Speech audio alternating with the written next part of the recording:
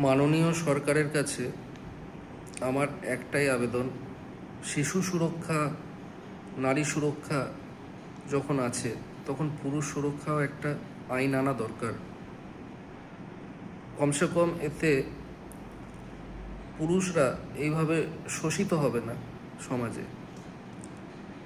কিছু কিছু নারী রয়েছে যারা একাধিক সম্পর্ক গড়ছে, একটা বিয়ে করছে, 2 বছর পর তাকে পছন্দ হচ্ছে না, সেই ছেলেটার ভবিষ্যৎ তার ফ্যামিলি শেষ করে দিয়ে আবার একটা সম্পর্কে আসছে, সেই ফ্যামিলিটাকে আবার 2 বছর ভালো লাগছে না পর ছেড়ে দিচ্ছে, তারও ফ্যামিলিটা শেষ হয়ে যাচ্ছে।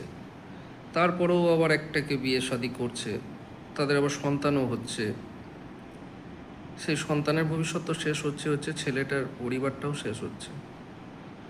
তো এই সব নারীদেরকে আয়ত্তে আনার জন্য যখন মা বাবারা, ফ্যামিলি মেম্বাররা ফেলিওর হয়ে যায়, তো এসব ভাইরাস, এটা একটা ভাইরাস, পরকীয়া একটা ভাইরাস, একাধিক সম্পর্ক একটা ভাইরাস আমার মনে হয়।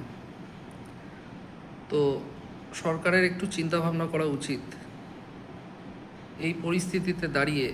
একাধিক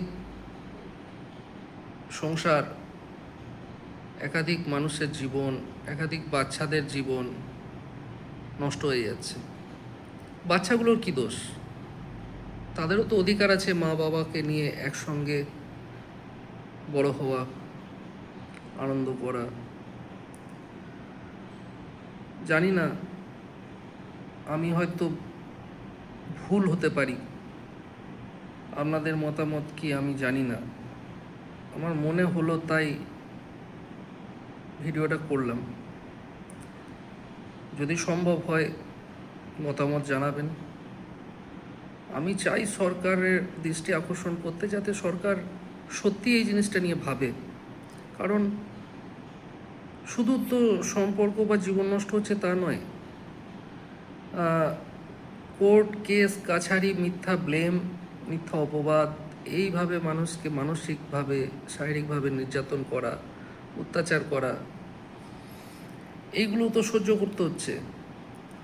সেসব ছেলেদের মা বাবাদেরও বয়স হচ্ছে, তাদেরও একটা কর্মক্ষেত্র বলে জিনিস আছে, মেন্টাল, ফিজিক্যাল সব দিক থেকেই তারা শেষ হয়ে যাচ্ছে। আমার অনুরোধ, দয়া করে এই জিনিসটা নিয়ে একটু